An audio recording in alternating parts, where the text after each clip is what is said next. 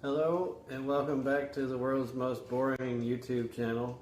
I'm author Keith R. Reese and I have a special guest here today.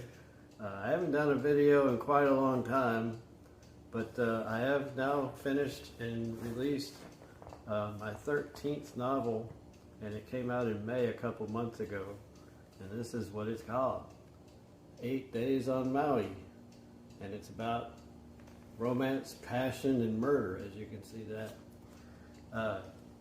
This book has already become a genre bestseller in the ghost mystery column on Amazon, and it's already sold more copies than anything I've ever released, in the first 2 months of its release, that is.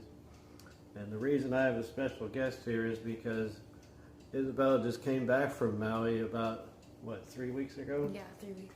She spent 2 weeks out there, so she saw all the places that are mentioned in this book because it's inspired by an area of West Maui called Kaanapali, and there used to be an old airport on the beach back in the 1960s called Kaanapali Airstrip, and that airstrip was built just to service 3 particular resorts out there, and that was all that was out there back then. It used to be farmland. It was full of sugar cane and pineapple fields, and there was these 3 resorts that they built right around the Black Rock area. And it was the Sheraton, the Kaanapali Beach Hotel, and also the Royal Hawaiian, and that was it. And there was 1 golf course. And this little airstrip, the landing strip, was right on the edge of the beach, and it kind of jutted perpendicular away from the beach, and on both sides of it was nothing but sugar cane. It went right into the middle of the sugar cane field. And what was unique about the airport was the terminal. It was a small little square building, but it had a second level. Sitting on the top was this A-frame shaped looking odd structure, and what it was a bar that was upstairs from the terminal, and you had to go up this spiral staircase to get up into the bar because there wasn't enough room to put a real staircase in that small terminal. And the bar was called the Windsock Tavern, and there was a locally famous bartender named Harry Gibbons, and everybody called him High School Harry, and his claim to fame was this famous Bloody Mary. You would think that they had a drink like a Mai Tai or something, but his specialty drink was a Bloody Mary. And he would entertain people in this small little A-frame bar that you could barely stand up in, from what I've read. The only way you could stand up is if you got in the middle, right in the apex of the ceiling. And apparently the walls and the ceiling were decorated with thousands and thousands of business cards that he would collect from people who came to West Maui for over a 20-year period, from the 60s to the 80s. And when you go to West Maui and stay in areas around like the Westin and the Kaanapali Villas and the Royal Hawaiian, that's the Royal Lahaina that's right next door, you'll see plaques talking about this old airstrip that was there and this bar. Where we like to stay in Hawaii is called the Kaanapali Villas, and there's a bar called the Castaway Bar right on the side of the beach, and there's a plaque right there as you walk into the front door of the restaurant that says this is where the Windsock Lounge used to be. And there's another plaque as you go further down the beach walk.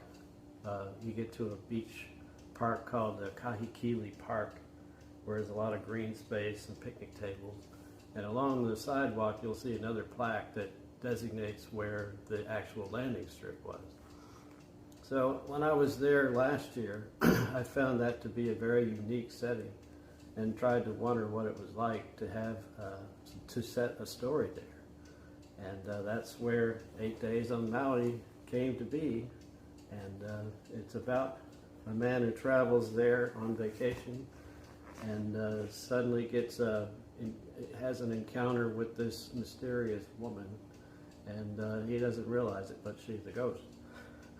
And she seduces him and then takes him back in time to the 1960s when the Windsock Lounge was there at the old Kaanapali airstrip, and he starts reliving this woman's life with her as she progresses through her life in the 60s and 70s, and she is a stewardess for the Royal Hawaiian Air Service.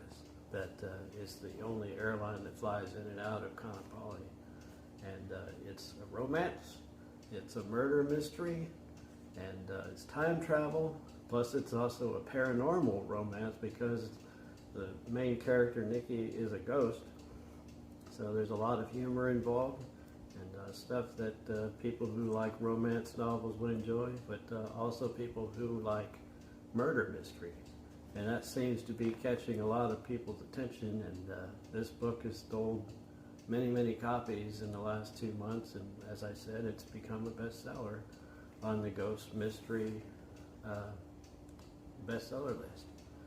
So you just got back from West Maui. What did you think of it? It was really cool. I mean, it was my third time going there, but it was like my third time going there since I was like, 4? And yeah, it was like really cool. So you got to go when she was 1 year old many years ago, and that's where you took your first steps, was on West Maui Beach. And then at Kahikili Park that I'm talking about, she even did some more practice in walking on that green lawn. And then we got to go back when you were 3, and you got to see more. You went to the aquarium and down in the valley, and saw lots of waterfalls and things. And now you got to go back when you're 13, 10 years later. So you're probably going to have a lot more memories of West Maui and the other parts of Maui too. Yeah. We went up to the top of Haleakala. She went on the Hana Highway. She even learned how to surf. How much surfing did you do? I did a lot of surfing. I did a camp, and it was like 4 days, and it was just like 3-4 people in the class, and they just taught us to surf. Not the little waves, but like bigger waves. Yeah. So you got up and stood for a little while, Mm-hmm. rode the wave in, and you got to see a lot of Lahaina too. Yeah. With the front street and the banyan tree and the old Pioneer Hotel. Some of the scenes in this book will mention some areas of Lahaina as well as the West Maui, different portions like Hanakauai and Kapalua, and as well as certain villages down in the valley too. So people that have been out to Maui and have seen a great deal of it, they'll recognize many things in this book, and hopefully you'll enjoy it. So it's out on Amazon in ebook and paperback and even hardcover edition, and we're even thinking about doing an Audible edition. So it's out there, so pick it up, and hope you'll enjoy it and enjoy the rest of my world's most boring YouTube channel. And y'all start listening to his podcast. So he's going to be posting them right on Spotify, and he might even have some well-known people on there in the future. So keep a watch out for that. I'm going to start a podcast, so we'll see how that goes. It'll be up on Spotify one of these days. I have to get a microphone first. Take care. Thanks, and happy reading. Bro, your camera's terrible. It was supposed to count down from 3.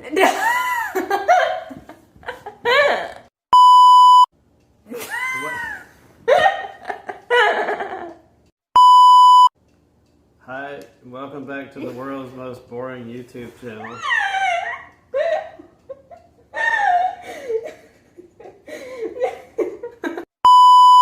Bro, do you like Dr. Mike?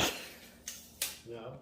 You are so dumb. He is your idol. If he's my idol, he's yours.